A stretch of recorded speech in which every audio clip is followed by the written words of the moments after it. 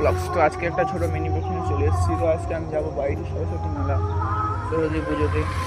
তো তোমাদের প্যান্ডেল ঘুরে দেখাবো, এবং ভিডিও যদি ভালো লাগে লাইক করো, শেয়ার করো এবং কমেন্ট করতে ভুলো না। তো গাইস যাওয়া যাক। তো আমি এখন মেলাতে পৌঁছে গেছি। তো তোমাদের এখন দেখাবো বিভিন্ন রকমের মণ্ডপ।